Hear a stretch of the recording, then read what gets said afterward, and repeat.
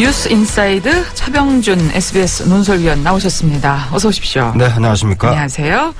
어떤 얘기 가져오셨습니까? 네, 오늘은 부동산 시장 얘기입니다. 요즘 재건축 시장이 말 그대로 펄펄 끓고 있죠. 소형 상가 빌딩 그리고 수익성 토지에도 돈이 넘쳐나고 있습니다. 초저금리의 효과가 실물 경제를 살리지 못하고 부동산으로만 몰리는 탓입니다.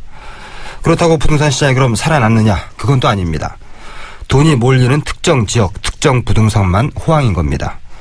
정부의 부동산 활성화 대책과 저금리가 몰고 온 비정상적인 부동산 시장 상황 짚어보겠습니다. 네. 그럼 펄펄 끓는다는 부동산 시장의 상황부터 좀 알아보겠습니다. 항상 그렇듯이 이번에도 서울 강남이 진원진 거죠? 네, 그렇습니다. 이번 부동산 열풍을 주도한 거 서울 강남의 재건축 아파트 일반 분양이었습니다.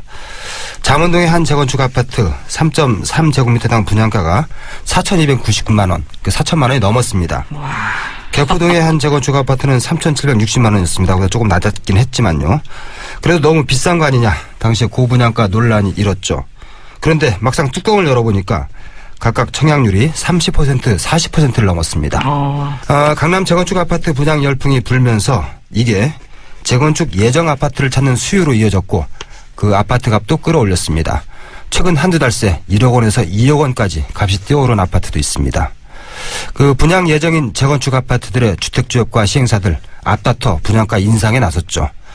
다음 달 분양되는 강남 개포주공 재건축 아파트는 3.3제곱미터당 분양가가 평균 4,500만 원.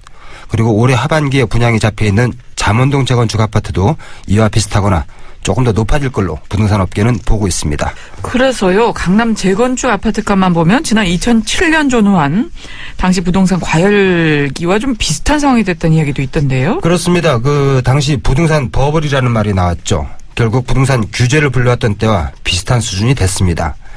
서울 강남만큼은 아니어도 그 재건축 열풍은 다른 지역으로도 확산이 되고 있습니다. 그래서 서울 재건축 아파트 값을 보면 지난 3월부터 15주 연속 오름세입니다. 지난주죠. 그 6월 셋째 주 아파트값 동향을 한번 볼까요? 재건축 아파트값은 한 주새 0.45% 올랐습니다. 일반 아파트값 0.09% 올랐습니다. 펄펄 끓는 돈이 몰리는 부동산 시장, 재건축만은 또 아닌 것 같습니다. 토지 분양에도 엄청난 자금이 몰린다고요? 네, 우리가 보통 상가주택 용지라고 하죠. 1층에는 상가, 2, 3층에 주택을 동시에 지을 수 있는 땅인데요.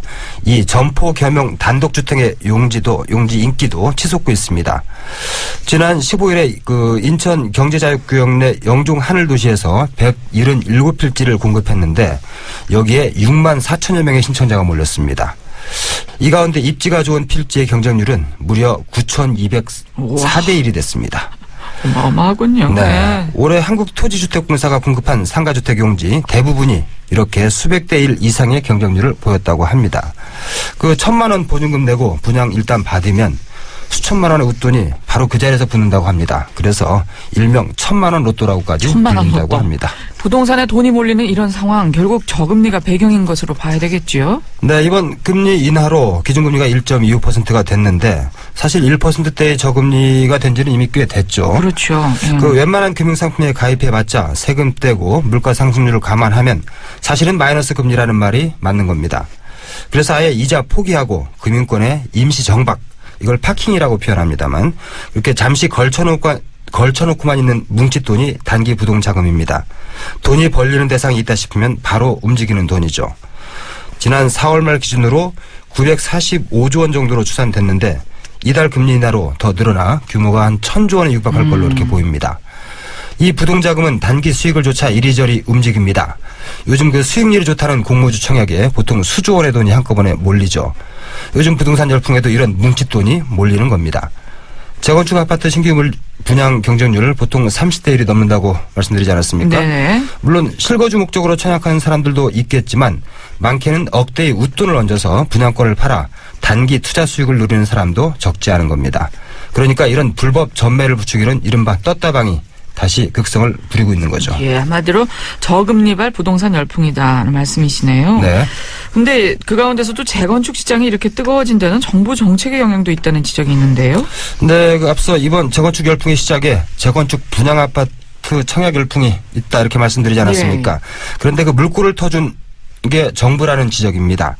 가계부채가 너무 늘어서 심각해지니까 정부가 지난 2월부터 주택담보대출의 상환 능력을 까다롭게 하고 원금과 이자를 함께 갚도록 좀 규정을 강화했습니다. 예. 그런데 신규 분양 아파트의 중도금 대출인 그 집단 대출에는 이 심사 강화를 빼준 겁니다. 아, 실수요자들이 예. 신규 분양으로 관심을 돌릴 수밖에 없던 거였죠.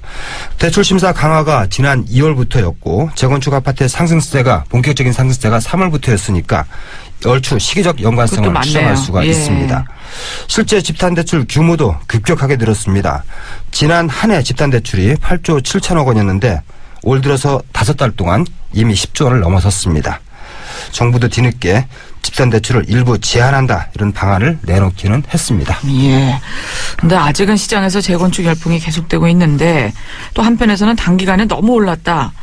나중에 공급 과잉의 우려가 있다. 이런 경고도 나오고 있던데요. 네, 그 한두 달 새 1, 2억 원이 올랐다면 많이 오른 거 맞죠? 그렇죠. 그런데도 거래가 된 겁니다. 거래가 됐다면 이 가격에 산 사람이 있다는 얘기잖아요.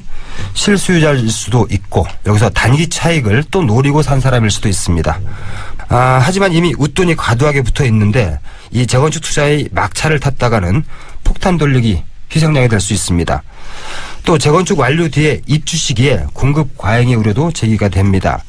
다만 대략 2020년 전후까지 재건축 단지의 입주 시기가 한꺼번에 몰리기 때문인데요. 7만 가구 가까이 될 텐데요. 예. 그때 경제 상황에 따라 변수는 있겠지만 공급 물량이 이렇게 한꺼번에 많아진 건 아파트 값에 영향을 줄 수밖에 없을 거고 그리고 전세 들어올 사람을 찾지 못하는 그 이른바 역전세난의 우려도 제기되고 있는 겁니다. 예.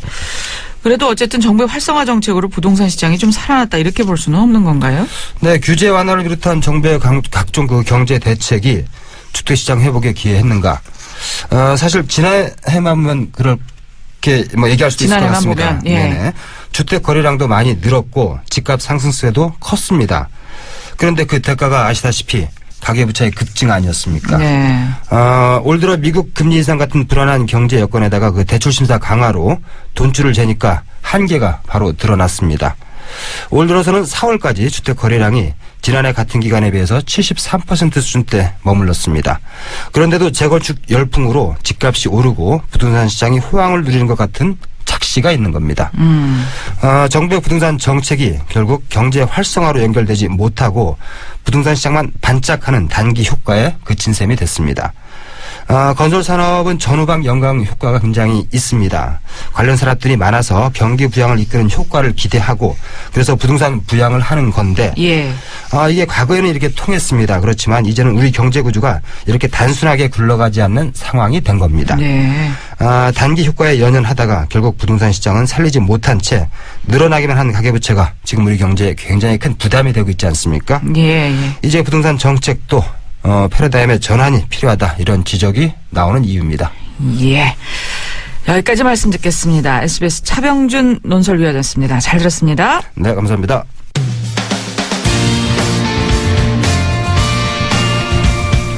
SBS 전망대 잠시 후 2부에서 뵙겠습니다.